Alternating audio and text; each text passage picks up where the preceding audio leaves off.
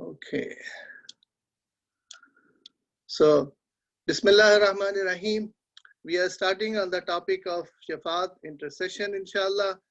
The Quranic verse which I'm going to present here is the following. You can see the screen, hopefully. Bismillah ar-Rahman ar-Rahim. And I'll just read the translation for the convenience of everyone. It is God who created the heavens and the earth and everything between them in 6 days. Then he established himself on the throne. You have no one but him to protect you and no one to intercede for you. So why do you not take heed? This is Surah Sajda 32, number Surah, and verse number 4. So if a person would read this verse of Holy Quran, they would have the understanding that only and only Allah subhanahu wa ta'ala is the one who can give any intercession to anyone. So Shafa'at is only and only dependent on Allah subhanahu wa ta'ala. So if anyone who do not have a complete knowledge of Holy Quran and who have not referred to Holy Prophet sallallahu alaihi wasallam or our Holy Masumeen, and they would take only one ayah of Holy Quran, that the only concept they will get would be that Allah subhanahu wa ta'ala alone is the one who would give intercession, and there is no other entity, if you will, would be able to have any shafa'at or intercession on the day of judgment. So now this is again Quran, and we have to go Quran with the reference of Holy Masumeen, because they are the ones who have the complete knowledge of Holy Quran. And once after going through the whole Quran with different knowledge, is then you can have a good understanding of Holy Quran. So let me read a comment which came up here. Full slide. I see a block of dark lines in the middle of the slide. Okay, let me check that out. Yeah, I didn't want to interrupt you, but I don't know if anybody else, now it's fine for me, but I still see this come and go. I don't know if anybody else is seeing it as well, or just me. Yes, it is coming, Snen Bhai. Middle of the screen is black. Yeah. Okay. Let me unshare it and share it again. Maybe that might help. Oh, give me a second, please. Thank you.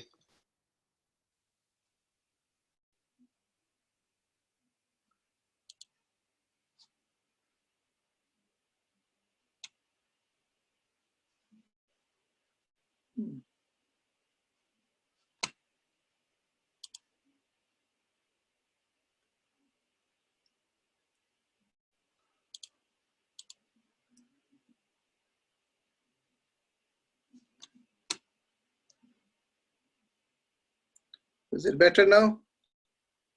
Yes, that's better. Okay, let me proceed. Inshallah, hopefully it will be fine. Thank you. Thank you. Inshallah. Okay. Okay, this is the verse of Holy Quran which we have just checked out. This is the second verse of Holy Quran, and that would be Surah Taha, which is Quran, is chapter number 20, verse number 109.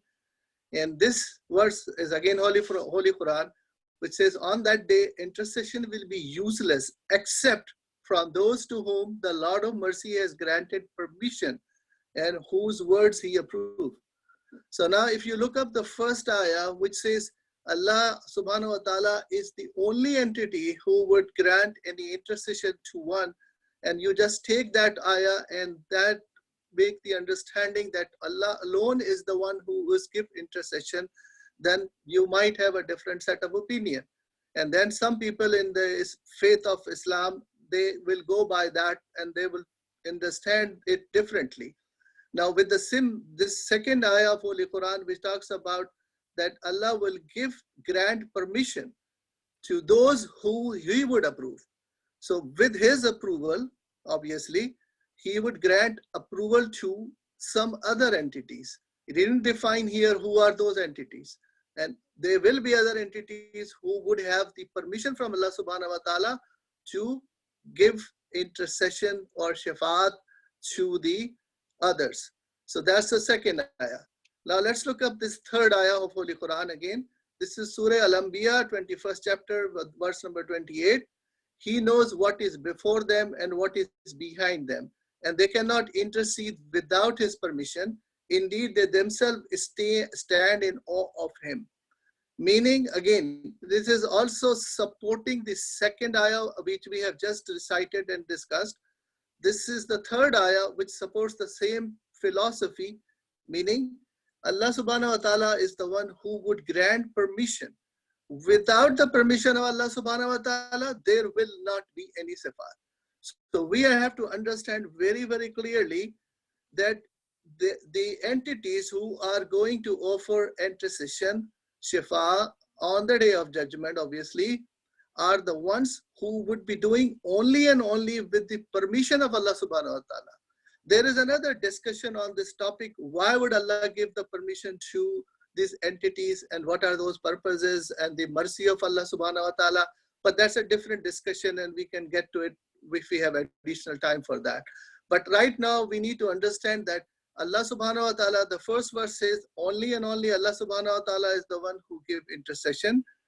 Second ayah which says Allah would give permission to other entities and who can offer some, with his permission they can do the intercession. The third also ayah also supports the same concept, which is with the permission of Allah subhanahu wa ta'ala, they would be able to give the shafa'at to individuals.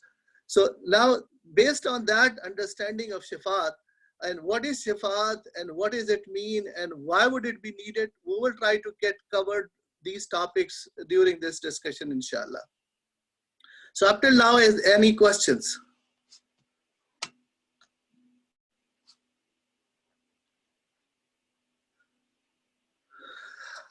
Okay, now shafa'at, who is authorized to give shafa'at?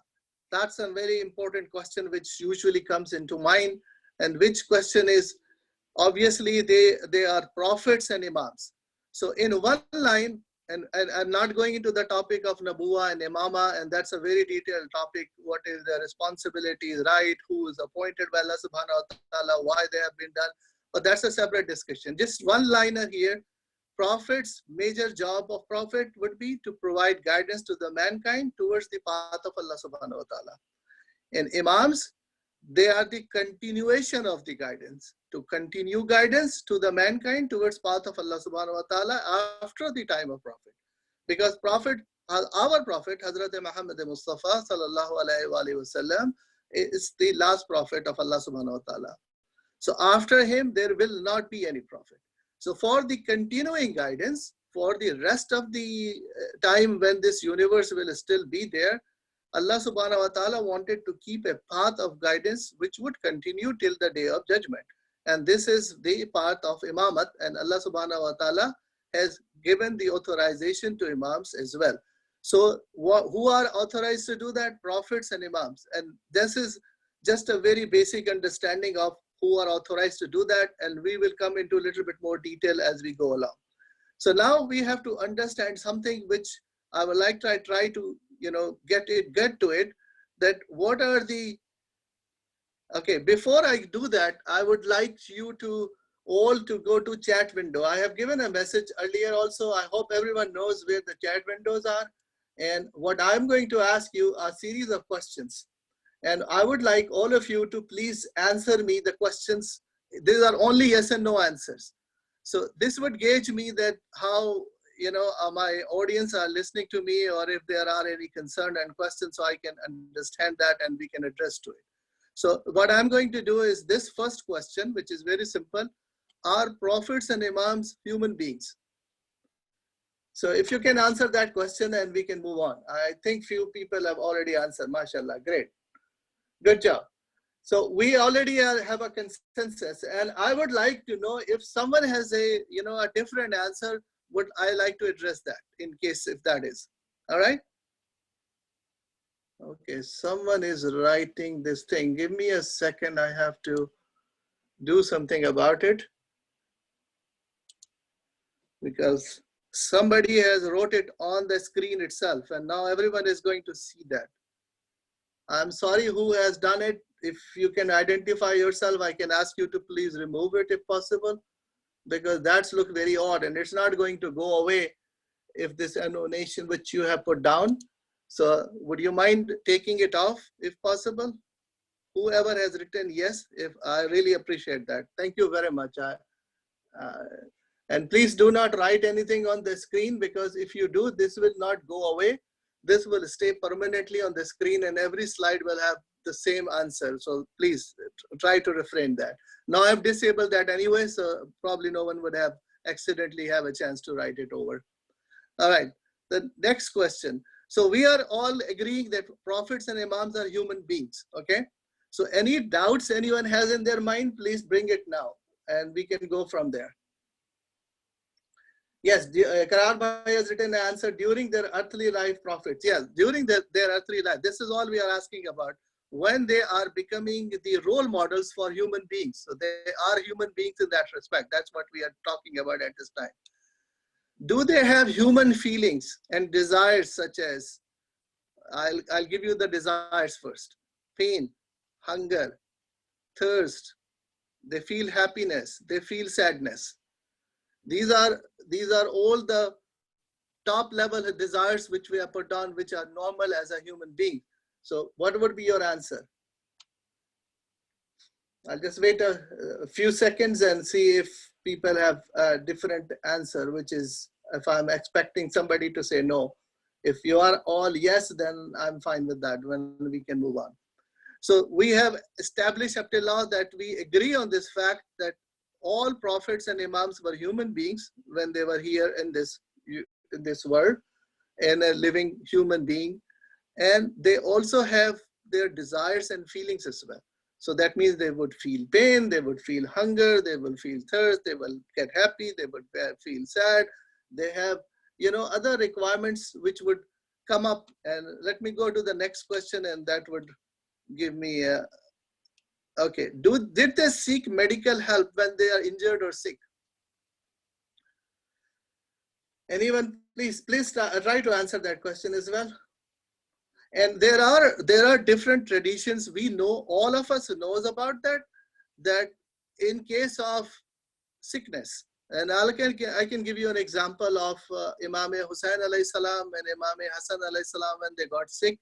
And Lady Fatima Zahra salamullah alayha vowed that she would fast 3 days after they get better. So they were treated and they got better, and Lady Fatima decided to fast for 3 days. And Imam Ali alayhi salam also fasted, and you know the whole story. I don't have to go into the details, that every night when they were doing for iftar, someone comes in and they gave away their bread, which was for iftar. So that kind of give this information that they got sick and they got better. There was another story which we have heard many times, that Imam Ali alayhi salatu wasalam, when got injured in a battle and the arrow was pierced in one of his leg, and it was hard to take it out. So he was suggested, the medical professional was suggested that when he is deep into the prayer, that is the time when you don't have, because those days I don't think there were anesthesia or surgery could have been possible. So when Imam Ali alayhi salam was deep into the prayers, and he could able to take the arrow out, because he didn't needed any support of anesthesia or anything at that time. So that means these are the 2 narrations which I have given. There are plenty more stories you can read, which would say they would need medical advice, they would need medical help, they would when they get injured or sick. So this is all we are getting into, that they were as human beings as any other human being at that point of time in these respect. Okay, let's move on to the next question. Did they have to earn their livelihood by a job or trade, etc.? This question, please answer this question. Yes, they were the ones who would, even starting with our Holy Prophet sallallahu alaihi wasallam, he used to trade. I mean, he used to take the caravan for trading and to different parts of Arab world. And, and after that, he was also taking the caravans of Lady Khadija to different parts of the world. And also he had other professional activities which he has performed. Imam Ali himself have also been working in different roles, in different jobs. So they have to definitely earn their livelihood, and they have to be doing something. which can generate some money, which would be required for the sustenance of his own family. So the answer to that is also yes. So let's move on to the next question. Do they worship? Next question is, do they worship? Meaning, do they do salat? Do they fast? Do they hajj? Do they have gone for they have given zakat? Obviously, everyone knows about this ayah of Holy Quran, which talks about that Imam Ali is the one who has given zakat during prayers. During he was in ruku, and he has given zakat to a person who was needy. So this is example of that, but there are many, many, many other examples. Even Shahada of Imam Ali alayhi salatu wasalam was happening when he was praying in the masjid, and Ibn Muljim has struck his head. So they have to worship also. They would worship. Now again, there are some additional requirements for worship for our imams, holy imams. For example, this is our another tradition which I am quoting, that normally all the other followers of Al-Bayt alayhi salatu wasalam have been advised to pray 17 rakats, which are wajib prayers in a day, and 34 rakats, which are mustahab prayers. So it would total up 51 rakat of prayers. So 17 as wajib and 34 as mustahab. So 51 rakat of prayers are recommended for all the followers of Al-Bayt. But for the imams of Al-Bayt, they are supposed to, for them, the mustahabat is considered as wajib as well, because they have a higher status and they would like to do additional worship. And in order to get to that, they would normally do all the mustahabat as a wajib, because they would never leave any mustahabat as well. Even though we are very much highly encouraged, all of us, to complete the mustahabat anyway, but sometimes we are slacking and we might miss out a few mustahabat here and there. But our imams were, they were normally doing their worship more than the normal people, but they still do the worship of Allah subhanahu wa ta'ala. So they were fasting, they were doing salat, they were going for hajj, they were doing zakat, and all other worships which all other human beings are advised to do. So they were human beings in that respect, that they were doing as well the worship of Allah subhanahu wa ta'ala. That's also a very interesting question which comes in many a times. Do they bleed when they injured? Can you answer that, please?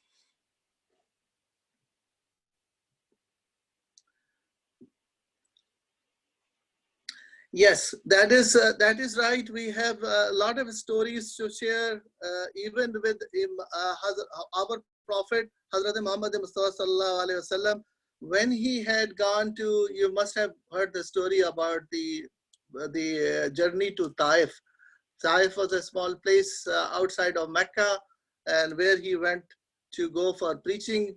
And then what happened was, the people in Taif did not treat him well, and they were small kids. They were throwing stones to Holy Prophet sallallahu alaihi wasallam. He got very injured while he was there. Imam Ali was the only one who had protected him. So that is the report of injury of Holy Prophet. And then there are other injuries, like in Battle of Ohad, when he lost his teeth and one of the tooth, and he got bleeding out of that. Imam Ali alayhi salam, obviously there are many reports about that incidents, especially during the Shahada time frame, when he was struck by the sword while he was in sajda. Again, the bleeding occurred. So, and then Imam Hussain alayhi salatu wasalam, if we don't mention him, we don't do right thing to do, because that is being narrated every Muharram. We hear about the details of how it has happened to all the imams or the family of the imams who were participating during the Battle of Karbala, and also Imam Hussain alayhi salatu wasalam. So there are many reports that they do bleed when they injured. So next one, did they have any family, spouse and kids? Please answer that. I'm sure all the young kids who are there, they would have a chance to, review these stories a little bit, which we are touching base. Hopefully that would, give them a good understanding of what we are getting into, inshallah. So we all know that they have families, they have spouses, and they have kids. So they were normally living like a human being, and they have a human life. They have everything which a human being has to face. The hardships, the difficulties, the earning of money, going to work, taking care of kids, taking care of the family, taking care of everyone. They have to fast, they have to do all the prayers. So they were going through all that which we normally another human being would.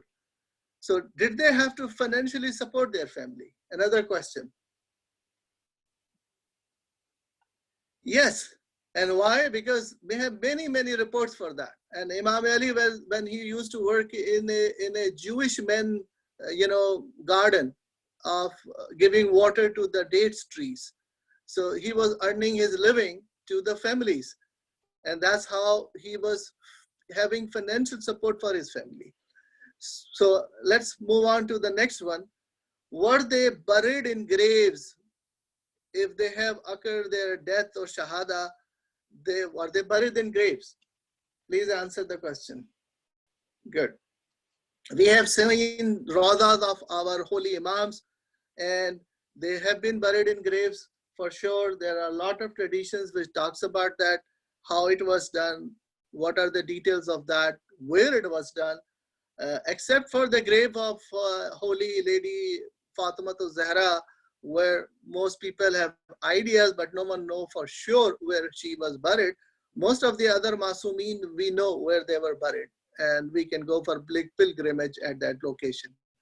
The next one is, do they make du'as to Allah subhanahu wa ta'ala? Can you answer that, please?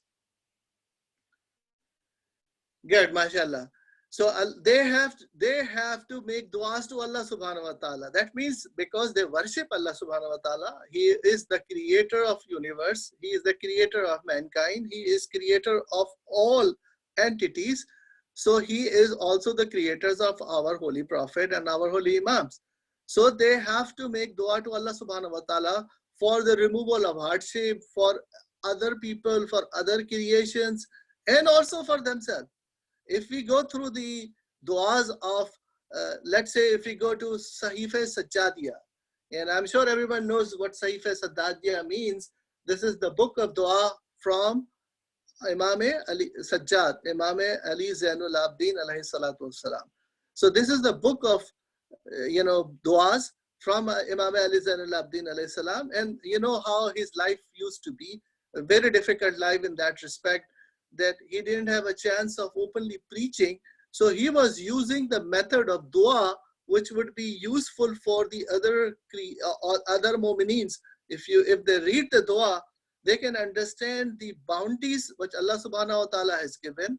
They would understand what are the methods which should be used in order to ask something from Allah subhanahu wa ta'ala. And that's another subject, and we'll probably address a little bit last week, and we probably would address it later. Probably next week this will come into play, where we will try to discuss a little bit about what are the methods of asking from Allah subhanahu wa ta'ala, what are recommended methods by our holy imams, and those will be usually more effective. So you can ask Allah subhanahu wa ta'ala anything, anytime, because He is so closer than what? Qasim, let me ask you this question. Closer than what? Jugular vein. MashaAllah, that's right, exactly. So He is closer than jugular vein. So that's how it's close. I mean, this is the best example would be given to a human being, because human beings usually like things visual. They need to understand it, that how can I understand how close is Allah subhanahu wa ta'ala. So for visual understanding, this example is given. Otherwise, Allah subhanahu wa ta'ala is so close to us that He even knows about our thoughts. Whatever we are thinking, He knows it. And that is the reason why on the day of judgment, Allah subhanahu wa ta'ala will bring up all those details out for us. Whenever we will try to say, you know what, maybe I didn't do that. And so everything we can see as a picture, also our thoughts will also be in such a way will be presented to us that we cannot even deny them. We have no way of denying that, because Allah subhanahu wa ta'ala knows it all. Okay. So now with all that, what is the premise of all that? Why we were talking all these aspects of that, which we comes to the point that our holy Masumeen, including our holy Prophet sallallahu alaihi wasallam and our all 12 Imams and ladies, Fatima Zahra salamullah alaiha, all 14 Masumeens, they were all living like, working like a human being.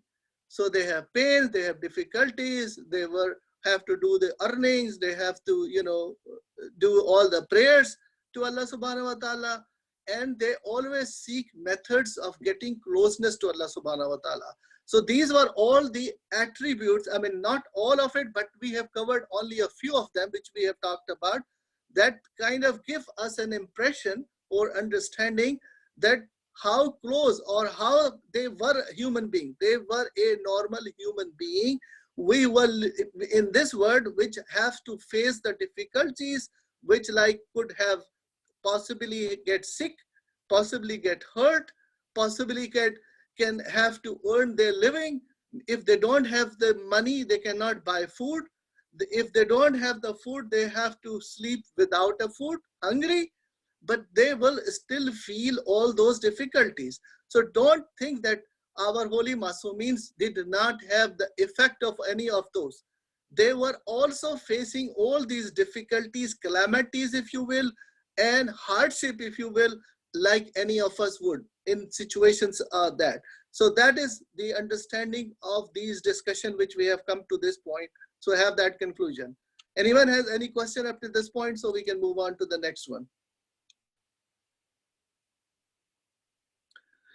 Yeah, I'm sorry about the screen issue. I'm trying to, change this a little bit, but I don't know what is wrong with that, because Zoom has changed something overnight. They have sent an email about certain things, but this screen issue, I have not seen it before.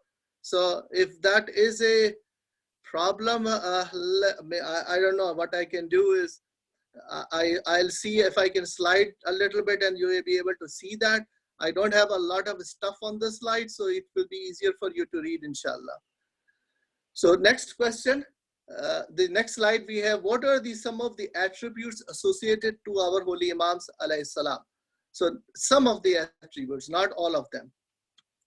All actions performed by Masumeens are exclusively for the pleasure of Allah subhanahu wa ta'ala. So not only the ibadat, which we call ibadat, and I think we have touched base on that as well. I'm not going to repeat the discussion one more time, but any act which we are performing as an ibadat, which is wajib on us or mustahab on us, even if the type of ibadat which we do not have any niyyah, for example, let's say drinking water is what? Can anyone tell me? Let me ask one of my students, Mehdi, or someone can answer that. Askari. What drinking water is what? What do you call that? Is it wajib, mustahab, makruh, haram, or there is one more thing? The fifth one, which is in the middle.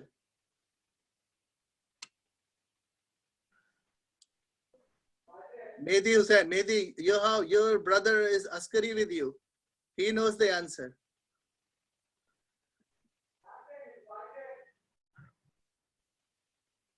Come on, Mehdi. Anyone else? Asim or Askari? Is it wajib? No, I told you, not wajib, not mustahab, not makruh, not haram. What is left? Mehdi Hussain, do you know the answer?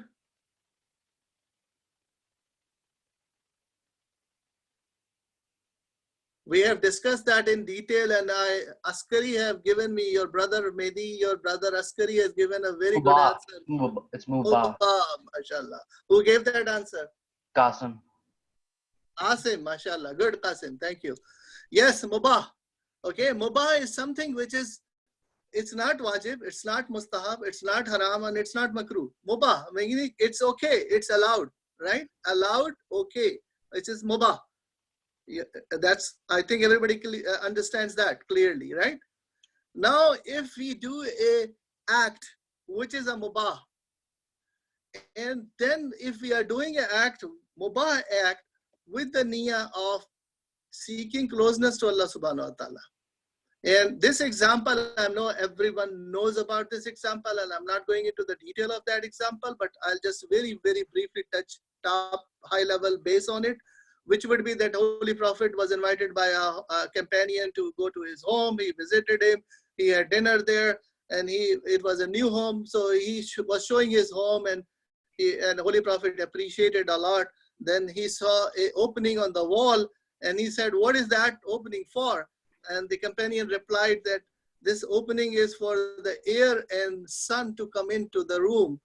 So Holy Prophet said, what if you make a niyyah that from this opening, the awaz or the sound of azan would have come in. If you would have that niyyah, Allah subhanahu wa ta'ala would have given extra reward for you, because that was your niyyah for that. So that is like seeking closeness to Allah subhanahu wa ta'ala. So sometimes that was a mubah act, meaning opening up a, on a wall would be giving you this option of getting the sound and the air, and most people would have the opening just because of that, or a window just because of that. But if you have the niyyah for getting closeness to Allah subhanahu wa ta'ala, Allah subhanahu wa ta'ala will give extra reward for that. So that is the way a person can change a mubah act into a mustahab act, or a act which could get benefited for. Allah subhanahu wa ta'ala would get reward for that. So our holy imams and masumeens, they were in the act of everything which they would do, everything. It doesn't mean it always have to be, that's what we normally think as ibadat. We always think that, okay, we have to do the wajibat, we have to do the mustahabat for, a higher level of additional benefits, and we have to stay away from haram, and we have to stay away from makruhat, because that would, take away our rewards. So we always try to think in those directions. And normally, other acts which are mubah acts, and there are many mubah acts, like drinking water. What do you call that? It's a mubah act. It's a halal water. There's nothing wrong in it. We can drink it. So it's a mubah act. But if we drink the water mubah act, thinking that I am going to drink water and it's going to give me energy, and that would energy I'm going to spend towards the path of Allah subhanahu wa ta'ala. So this drinking of water will also give us some extra reward for it. So this is how the objective would change. And our holy imams, that's what they have taught us, that every action which they would do, anything which they would do, the objective was seeking closeness to Allah subhanahu wa ta'ala. So every action which they perform, that's always seeking closeness to Allah subhanahu wa ta'ala. And why would they be doing that? What is the main purpose for them to do all that? First, obviously, they wanted to get closeness to Allah subhanahu wa ta'ala, and there is no limit for that to get closeness to Allah subhanahu wa ta'ala. And also, they were establishing a sunnah for all of us. For all of us to follow in their footsteps, that was the sunnah they were establishing. So any act, whatever they were doing, it is to be followed by us, and that would get closeness to Allah subhanahu wa ta'ala. Can I ask a question, Qibla? Sorry, you have a question? Assalamu alaikum. Yeah, Qibla, this is Aslam Mukhtar Hussain. I wanted to just check with you the difference between mubah and wajib. Now, regarding the drinking water, if I do not drink water, I'm thirsty, I won't be able to perform certain acts that will bring me closer to God.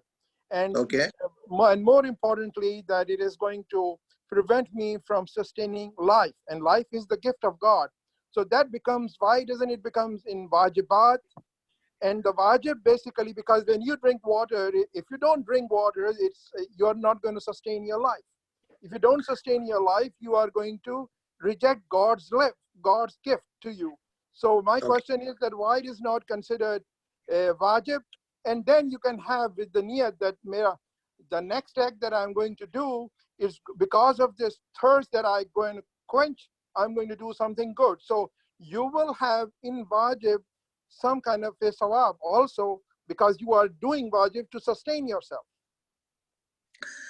Okay, the discussion which you have started out, the question, I mean, it's a lengthy discussion and we can discuss that in detail, but just for a high level answer, it situation changes with time and situation, meaning many a times something which is normally a mubah will remain as a mubah. And there are times when you have to save your life, for example, then it becomes wajib upon you to save your life with drinking water. Even sometimes the things which are haram on you in normal circumstances would also change the ruling for them, because if you have to save your life first. This is the most important part. So in order to do that, you are also allowed by the jurist to get the haram things into your body only enough to sustain your life.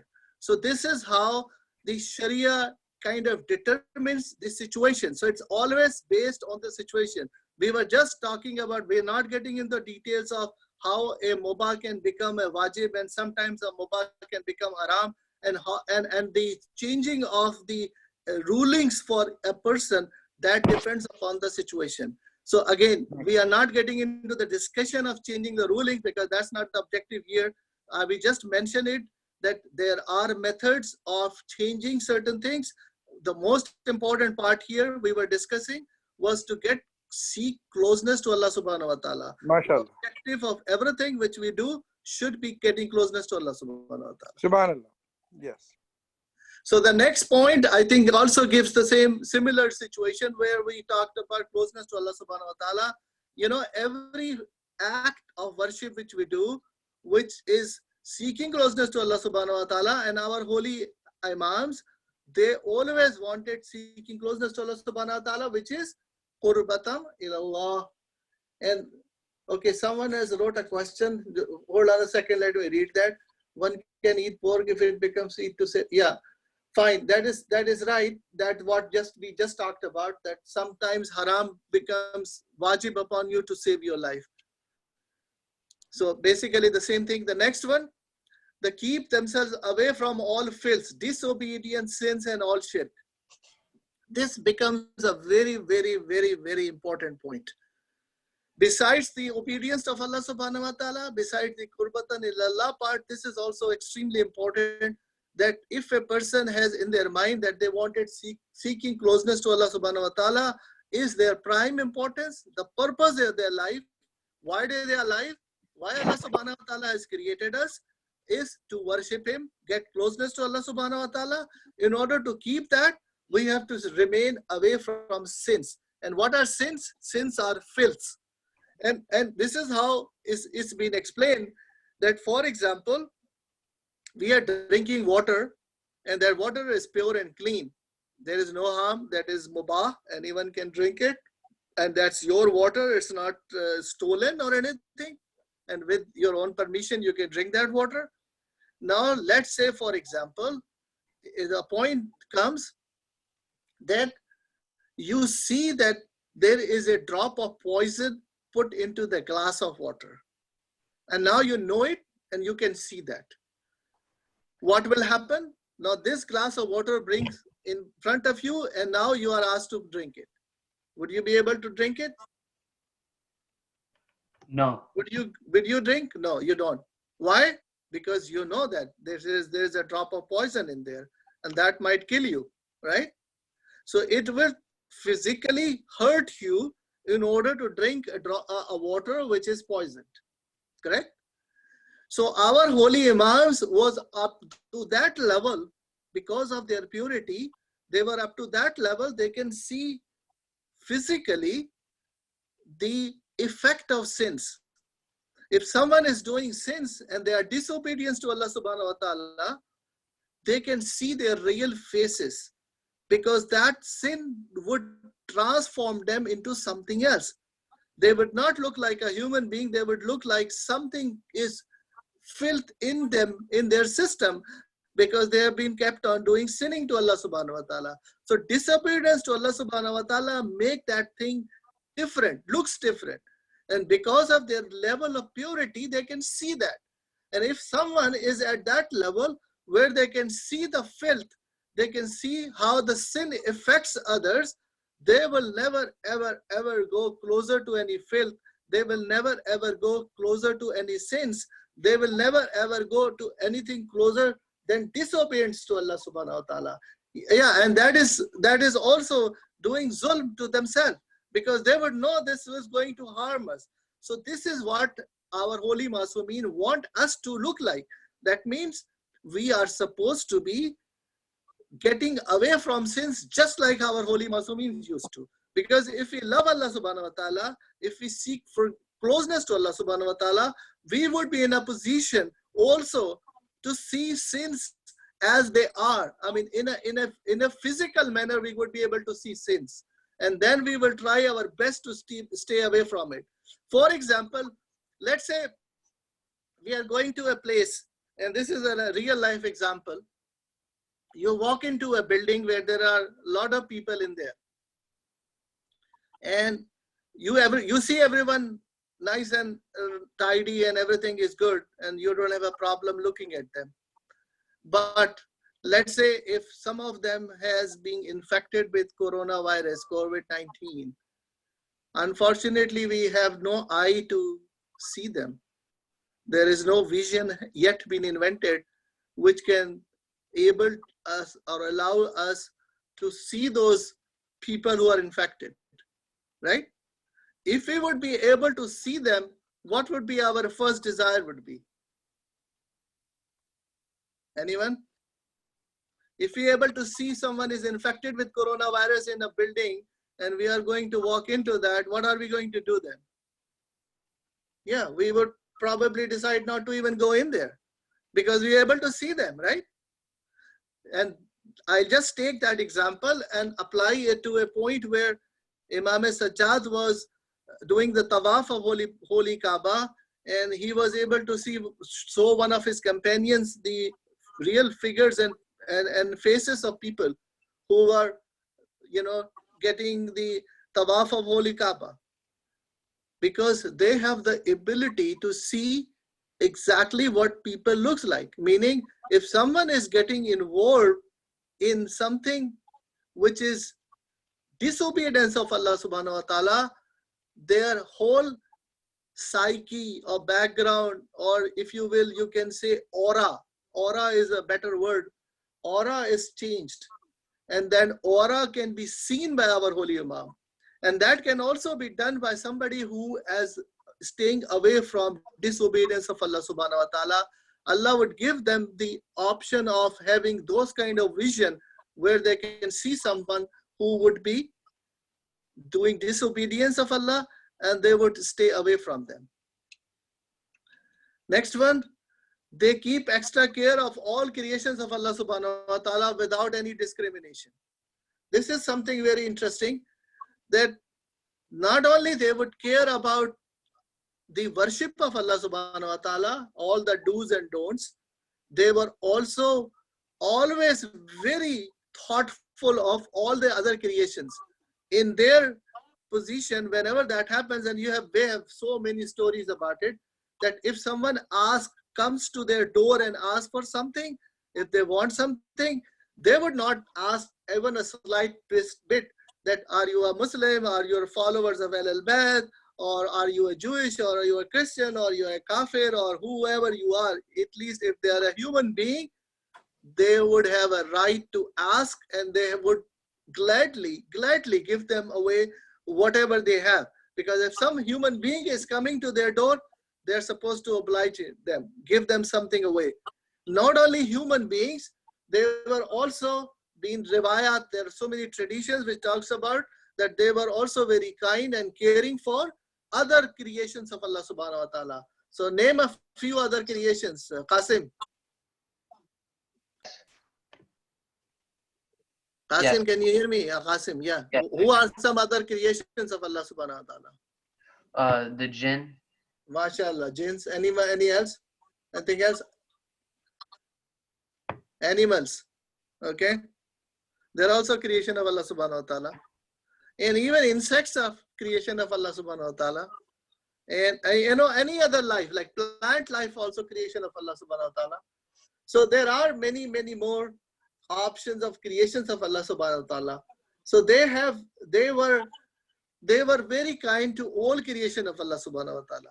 There was no discrimination between them. They would never ask that, okay, I'm going to prefer someone who is a follower of me, of believer of holy imams, and the rest, that never happens from them, because they were doing the manifestation of the, you know, attributes of Allah subhanahu wa ta'ala, which to take care of everyone. And this is how they were. They were the individuals who were taking care of everyone. And this is what was the method that they always wanted to teach us as well. The next is they are always thankful to Allah subhanahu wa ta'ala for the blessings and even hardships. I think we touched base on that last week, so I'm not going to repeat that. Thanking Allah subhanahu wa ta'ala on the blessings as well as on the difficulties which we are going through. So that's one of the other characteristics, associated attributes to our holy imams. They have complete understanding of Holy Quran and the message of Allah subhanahu wa ta'ala. So they can derive things which are known as ta'wil of Holy Quran, and they were able to explain people at that time. And that's what we are expecting, inshallah, after the Zahur of Imam Mahdi, Ajalallahu Ta'ala Faraju Sharif. We will be able to get more ta'wil of Holy Quran from our holy imam.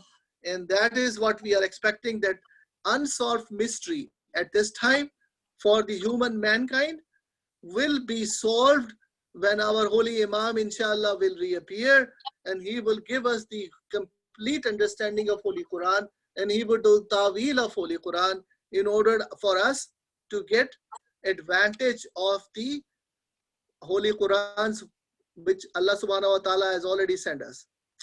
So they are knowledgeable in all spoken, written languages, even can communicate with our other creations of Allah subhanahu wa ta'ala, which also has a option of, you know, talking to people whose language which normally we don't know. Because of the knowledge of Allah subhanahu wa ta'ala, they have given that knowledge, and they can, you know, and there are references to it. When Hazrat Sulaiman alayhi salam, he was able to speak to jinn. He was also able to speak to ants, and we can reference from Holy Quran about those details. So the holy imams and holy prophets have all those details which we can go from there. They can derive worldly knowledge from the message of Allah subhanahu wa ta'ala. Yeah, that's what we just talked about a minute ago. The worldly knowledge which could bring up, you know, solutions which this world is facing right now, because our holy Imam alayhi salam is still in the Ghaiba. Inshallah, as soon as he will reappear, he would have a chance to guess us the detailed worldly knowledge from Holy Quran to us, which would help solve the mysteries and puzzles which we are still facing these days. And inshallah, that time is coming soon, very, very soon. Now, once we have covered the, you know, attributes of our holy imams, let's quickly talk about the Shafa'at. There are traditions of our holy prophet, and also Imam Jafar Sadiq alayhi salatu wasalam. So let's go over to that traditions. So the first tradition we are going to talk about is our holy prophet sallallahu alaihi wasallam, where he has talked about that, and I'm sure everyone has heard this tradition before, so I'm just going to repeat it very quickly, that the one who would consider salat less important will not see Kauthar, okay, the stream of Kauthar. So can anyone tell me what is the stream of Kauthar?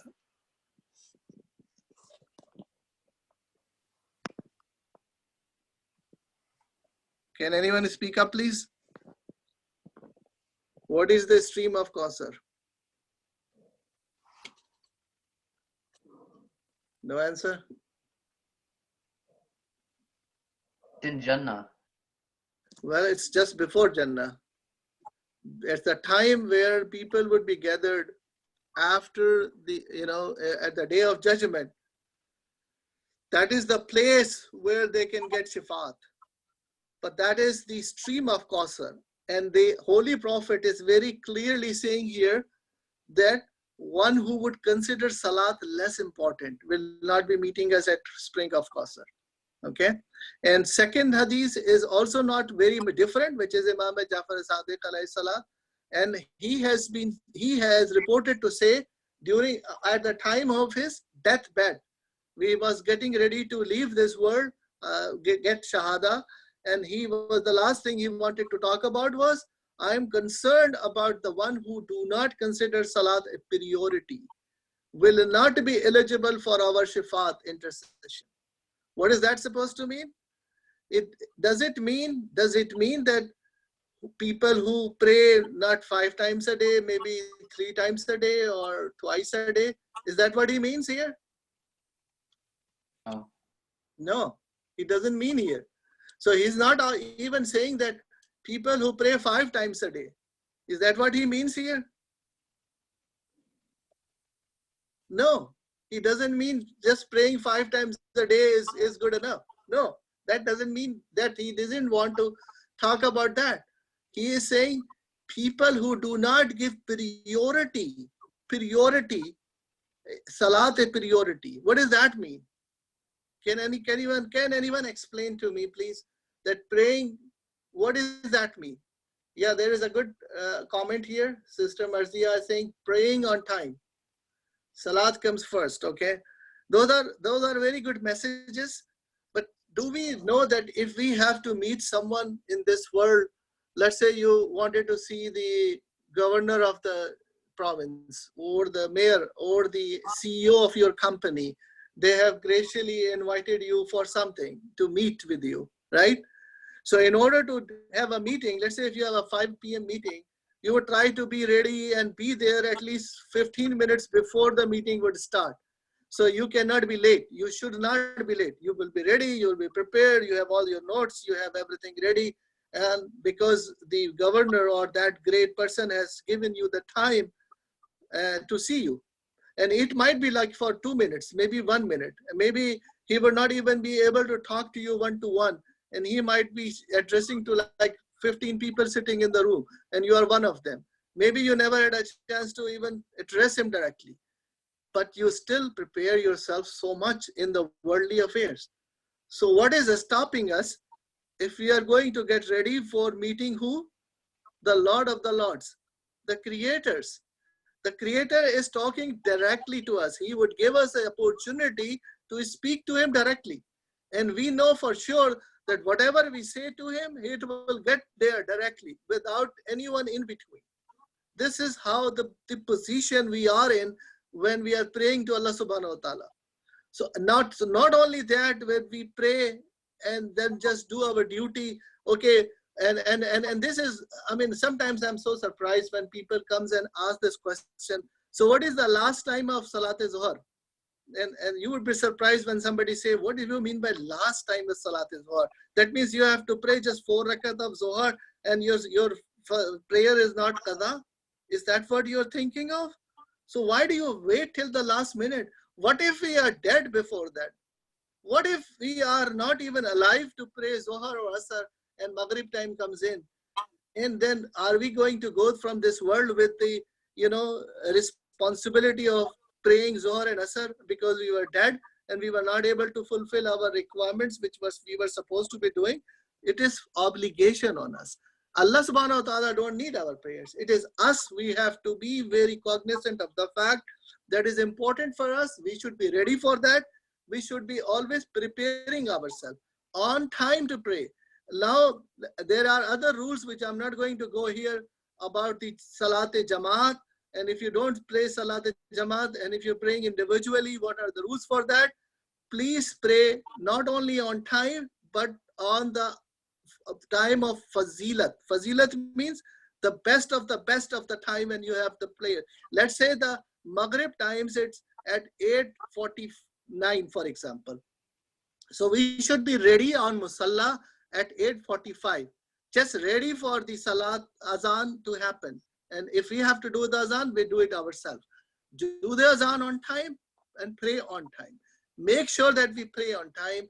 Do not delay the prayers. And that is the meaning of this Shafa'at tradition, which Holy Prophet and our Imam Jafar Sadiq alayhi salatu wasalam has also mentioned. And this has been narrated by almost all the Imams have said the similar thing, That's be salat on priority. There are different other riwayat also that someone has come to our holy Imam and asked that they are having difficulty in financial difficulty and the person is sick and they want, you know, additional help in getting sustenance.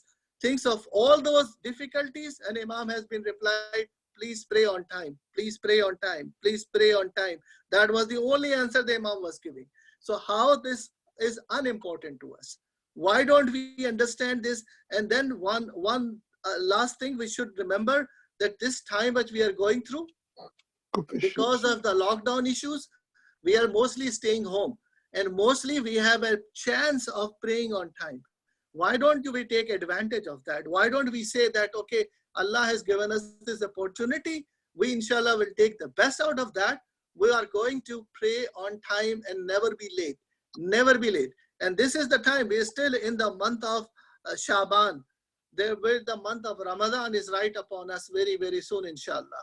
So just start from today. Make it a vow now, all of us, inshallah, that we will pray on time. Make it a priority. This is my priority to pray on time. We will never be late, 1 minute even. Be prepared for ourselves. And this is, if we make a vow today, inshallah, Allah is the one who is going to give us opportunities. Allah will create avenues for us. If we are stuck with something, Allah would set up an alarm in our head that, okay, the time of prayer is coming. So this would be the first thing we should remember. And if we have to go out of the home, the first thing we should remember is, when is the next prayer time? Am I going to get where am I supposed to be going? Or would I find a place to pray in between where I'm going when the time of the prayer comes in? If this is the way we are going to act in future, Allah subhanahu wa ta'ala help tremendously.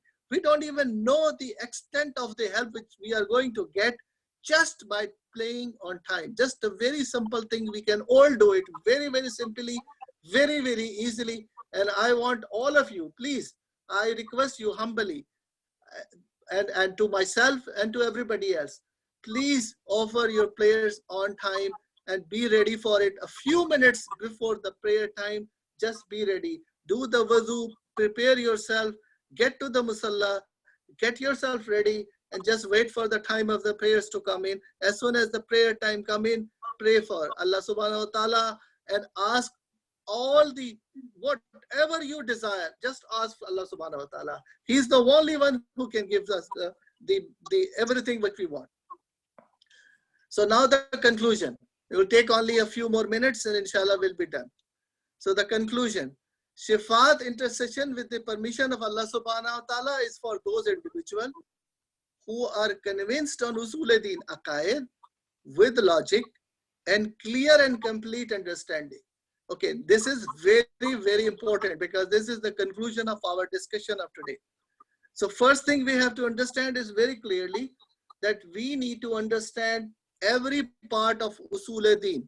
And who can tell me usul-e-din? Maybe Askari can tell me. Askari, can you go over usul-e-din for me, please?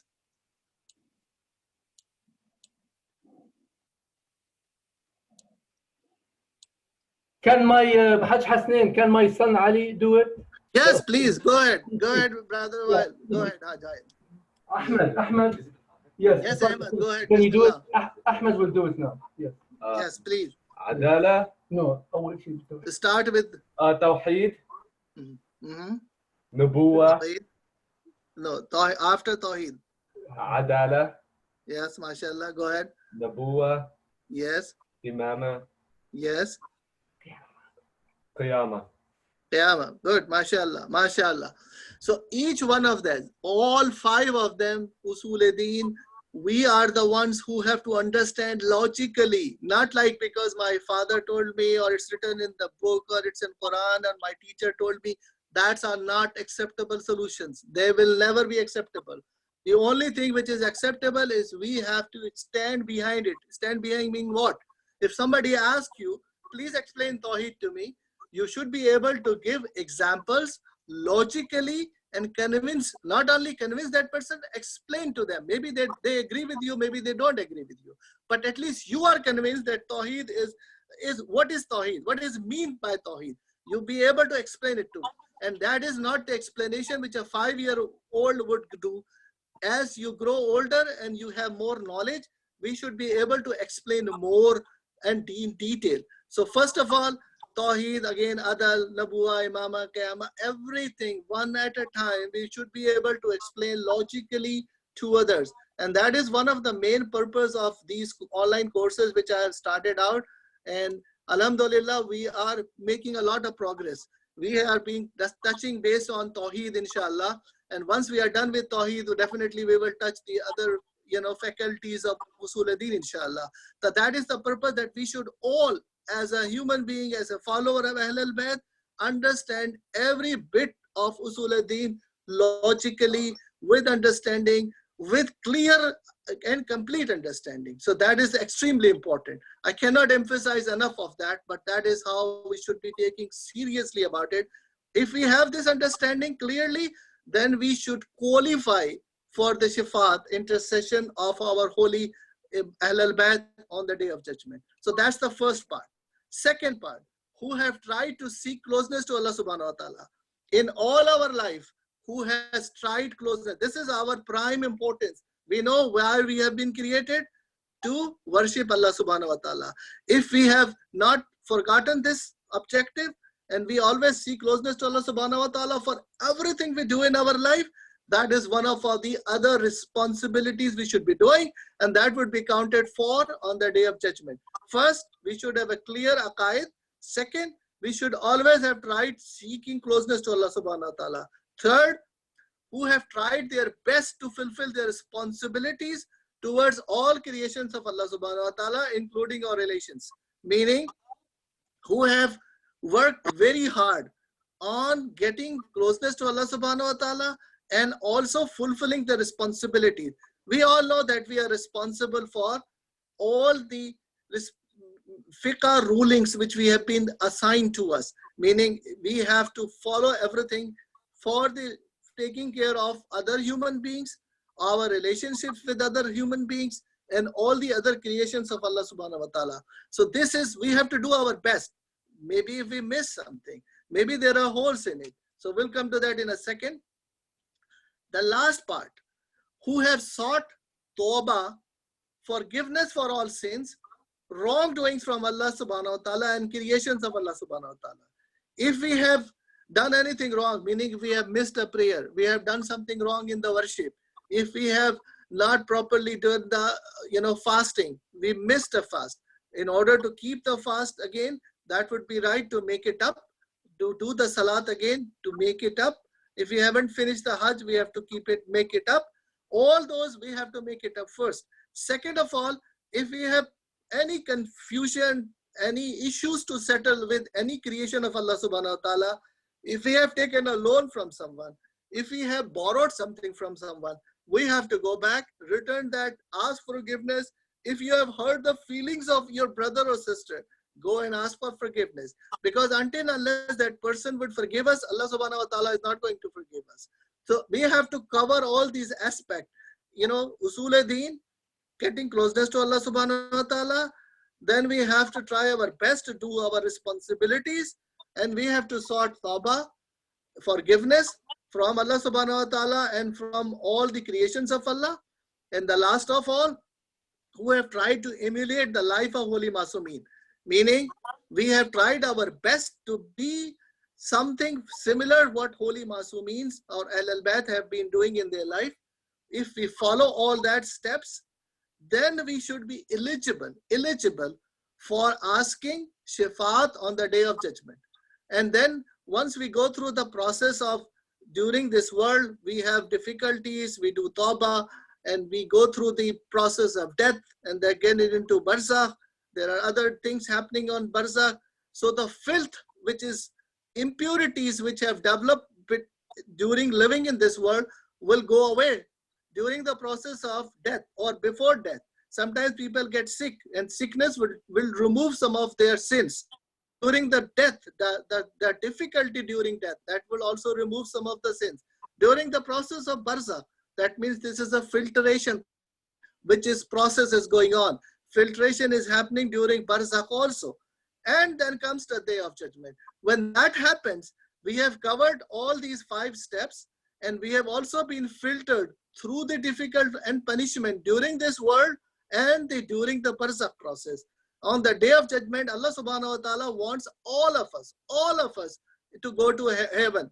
And that is the way we can go to heaven, is when our holy Masumeen, our holy Prophet and our holy Imams would stand on the day of judgment. I would say, these are our people who had followed us.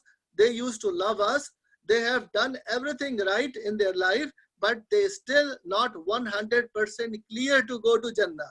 There are still little bit holes. There are still points which are missing. So we are not eligible to go to Jannah, because there are difficulties which we have, even though passing through the difficulties, we have not removed enough filth which will still stopping us to go to Jannah. So this is where the part of the Shafa'at comes in. They will say, okay, there are small holes, there are something missing, but then because he was the good guy, he had been trying all his life hard on these issues which we have just discussed, and they were also Muhibbe Ahl Bayt.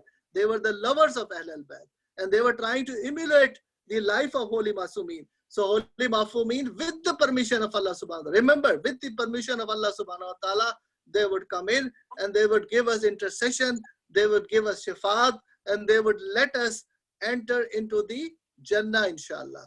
So this is how we are going to get benefit of the Shafa'at or intercession on the day of judgment, inshallah. And this is how we would be able to do that. So any questions up to this point?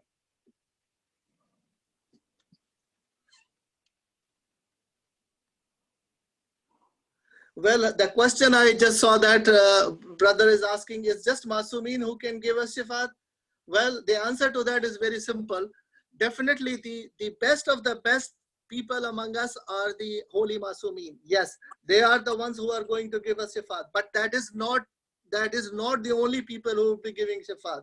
There are traditions which says that every moment who have gone to a higher level means they have stayed away from sins, they have got closeness to Allah subhanahu wa ta'ala, and they have tried to emulate their life of the life of Holy Masumeen.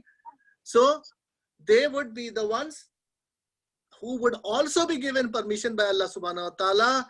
Go ahead, and there are different riwayats, so I cannot give a number for that, but there are different riwayats. There are riwayat of getting 40 people, allowing 40 people to give Shafa'at for them. There are riwayat which says allowing 70 people you can take with you. So that is one thing which we should always remember, that not only the Holy Masumeen, definitely they will be the ones who would be giving greater Shafa'at to more hundreds and thousands of people who would be getting Shafa'at from them. But then there will be mu'mineen among us who would know us personally, and we can go to them and ask them, and they would know personally because they know us better, because we are very close to them and they will be living with them. And they would say, you know what, Allah subhanahu wa ta'ala, I know this person, he is a better, good person. He is a better human being. And I know they have been very good understanding of Usul-e-Din, and they were doing all that good, and they were doing tawbah and everything. Even though it doesn't mean that Allah subhanahu wa ta'ala doesn't know about it. Allah subhanahu wa ta'ala knows everything about us, but he would given us the option, because we have read those verses for Holy Quran in the beginning, that Allah subhanahu wa ta'ala is the one who would give permission to go and do the Shafa'at. So they will be doing Shafa'at only with the permission of Allah subhanahu wa ta'ala. Without the permission of Allah subhanahu wa ta'ala, there is no way no one can come up and give Shafa'at even against the will of Allah subhanahu wa ta'ala. So we understand very clearly, if somebody says they are Muhibbe Ahl Bayt, they are followers of Ahl Bayt, and they have no signs of Ahl Bayt, they have never done any of the ibadat, and they have no concept of Usul-e-Din, what do you think this person would be? Do you think they are going to still get the Shafa'at? What do you think? No. Allah subhanahu wa ta'ala is most merciful, no question about that. Allah subhanahu wa ta'ala is the one who is giving permission to go ahead and give Shafa'at. That is also with the permission of Allah subhanahu wa ta'ala. And also on that day, when Allah subhanahu wa ta'ala is giving Shafa'at, permission of Shafa'at, he knows down from our heart that what our intentions were in this world.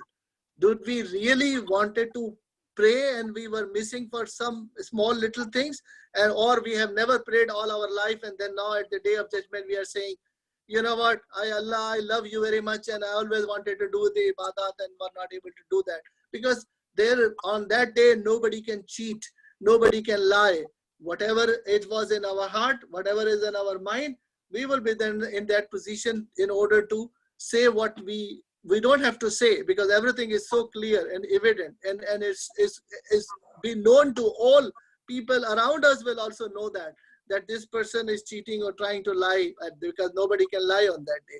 Allah subhanahu wa ta'ala knows everything, and he can, and that is the only reason why he would have given the permission to our holy Masumeen, and also given permission to our holy Imams, as well as the people who are given permission by Allah subhanahu wa ta'ala to go from there. So with that, I think we have exceeded the time on that. But if there is any last thought from someone, otherwise we will end the classes this time. Hajj Hasnain, just one last question. Maybe. Yes, brother, please. I see the conditions on the slide that you have. What about people who have a mixture of sayyi'at and hasanat, but they are sincere? In other words, they tried Yes. to fulfill the conditions you have on the slide to the best. Yes. You know, sometimes, they had circumstances in life and they Yeah. tried their best, but even the Quran mentions people who have a Right. mixture of sayyi'at and hasanat, but they are Yes. sincere believers in Ahlul Bayt and they have good niyyah. What's their situation? That is a very good question, brother. That is because most of us would be lying into that situation. We are not perfect and we make mistakes, right? But as I said earlier, that our niyyah should be khalis. If we have pure niyyah, we really wanted to worship Allah subhanahu wa ta'ala, but one way or the other, if something didn't work out. But on the other day, okay, one day we miss it, but the second day we make it up. Or we have done tawbah, ask forgiveness from Allah subhanahu wa ta'ala while we are living in this world.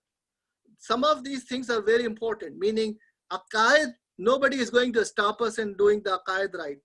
Nobody is going to stop us. So that is the belief system. That is the understanding of that. That's one. Second, if we are missing some things, which are hasanat, and we have an intention of doing something good, but for some reason we were not able to perform it, we always have a chance to make it up. Okay, if we are not even able to make it up, but at least we have an intention for that. Allah subhanahu wa ta'ala can give a reward only for the intention as well. Third of all, doing tawbah. That is also very important, very important. We can always remember to seek forgiveness every day. Don't wait till the last minute of their life. We were asked to do istighfar every day of our life, and that is extremely important. So we should be doing that. So if we are doing all those steps, and then there will be things which are missed out. There will be things which because we are not perfect, we make mistakes. And then we go again for the tawbah. We make mistakes, we go again for the tawbah. This is human. We are human. That doesn't mean that we are giving a free certificate of doing sins. No, we never wanted to do sins. But unfortunately, if something has happened, just go back to tawbah and try to clear our sins. Allah is so merciful, so beneficial. He would be able to accept that. So again, everything which we do in the sincerity is important. Ikhlas is important. Purity is important. And then at the day of judgment, we hope Allah subhanahu wa ta'ala will give extraditional mercy to all of us with the help of getting the benefit of intercession on the Shifa on the day of judgment. Any other question? Qibla, I have a question regarding Shafa'at. If a person, otherwise he has spent a good life, he has followed all the hikamat, all the wajibat, and he does not hate Ahl Bayt Rasul, which is basically wrong, but he also is not very much in love with Ahl Bayt Rasul for whatever his teachings are. He was not brought up in Shia fiqh, but he's otherwise a very good Muslim. So Okay. What about him? Shafa'at will be there or not for him? You see, brother, it is not something which someone has, getting discriminated. For in front of Allah subhanahu wa ta'ala, all the makhluqat of Allah subhanahu wa ta'ala are equally stand there. So if sometimes this is a misunderstanding, and that's a very common misunderstanding. Many times people think in their mind that if you are not a follower of Ahlul Bayt, you're going to end up in Jahannam. Or if you are not even a Muslim, then definitely you're going to go to Jahannam. That is not Allah's mercy, and that is not Allah's adalat. Allah subhanahu wa ta'ala give equal opportunity to all of us, first of all. Second of all, if you are born in the faith of Shia and follower of Ahlul Bayt, doesn't mean that we have a certificate of going to Jannah. That doesn't going to happen. We will all be judged based on our amal and aqaid. A person is doing all the aqaids right. If a person, let's say if a person is born into a Shia family and lover of Ahlul Bayt, but they are performing shirk. You know, shirk is not something which Allah subhanahu wa ta'ala would ever going to accept, because Allah subhanahu wa ta'ala himself has said that shirk is something which he is not going to give any, you have to ask forgiveness to Allah subhanahu wa ta'ala when person is alive before this time ends, because shirk is not acceptable. It is not, Allah subhanahu wa ta'ala will never accept shirk. So these are some of the things which we have been given by traditions of holy imams, that it doesn't mean that if whatever we say it is acceptable.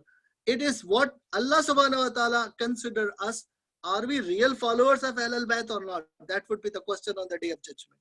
Are imams going to accept us as their followers or not? That would be accepted. You would be surprised when, and this would happen inshallah soon. That is my hope and dua and prayer. Inshallah, all of us are praying. The Zahur of our Imam Hujjat Ajallahu Ta'ala Faraju Sharif. Imam Hujjat Zahur will happen, and inshallah we will see the people who we think in our mind, we think they are not lovers of Ahlul Bayt and they are so away from the mainstream Ahlul Bayt, but those are the ones who would be supporting and doing nusrat of our holy Imam Hujjat, and that would happen. So we would be surprised looking at that, because things what we see with our eyes, because we have put glasses on our eyes which sometimes get discriminated people from our faith and other faith. So we don't consider people like that. All the human beings are created by Allah subhanahu wa ta'ala. Everyone has given equal opportunity by Allah subhanahu wa ta'ala to find the right faith, to believe on that, and then perform what they have been told. What is the path of guidance to Allah subhanahu wa ta'ala? What is the path of success to getting closeness to Allah subhanahu wa ta'ala?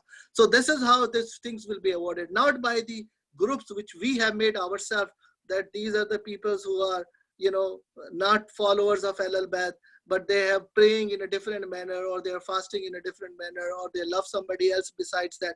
Always everything will be counted for, and we know that even a small little things on the day of judgment will be accounted for. So we cannot simply say that, we are not a judge. We have no authority or decision-making power to have, judgment issued to somebody else. We should be responsible for ourselves, not someone else. So this is how, if we wanted to live like a person who would be obedient to Allah subhanahu wa ta'ala, we should not be passing judgments to anyone else. So I hope I answer your question. Subhanallah. Anyone else, please? Any other question before we end? I think we have passed the time, like 20 minutes over the class. But if you're free to leave if you want to go. But one thing very important, I have put out a message earlier on the screen. I hope everyone has a chance to look at it. That I want, like, on the group of AQAID, the WhatsApp group, if you are there, please attend the classes. I have taken the attendance also today. And now on, if a person misses 2 classes, they have to inform me directly. If not, then we will remove that person from the AQAID online class, online WhatsApp group. Because that's WhatsApp group, when we post the recording on there and post the, the notes up there, some people who have not been attending the classes, they might be able to get wrong information in their mind without asking questions. So I don't want it to be in that situation where I can share notes and recording and they get a wrong answer. So I don't want to do that. So this is for the benefit of all. I would request humbly to all of you, if you are part of the AQAID group online, WhatsApp group, please try to attend the class. At least send me a message if you're not able to do that. I would know that you will be following up and we can go from there. So with that, thank you very much, and I appreciate all of you to attend the class. And we do allow salawat, and we will end the class. Inshallah, the next class will be at the same time, Sunday, 5 to 6 p.m. Inshallah. Bismillah ar-Rahman ar-Rahim.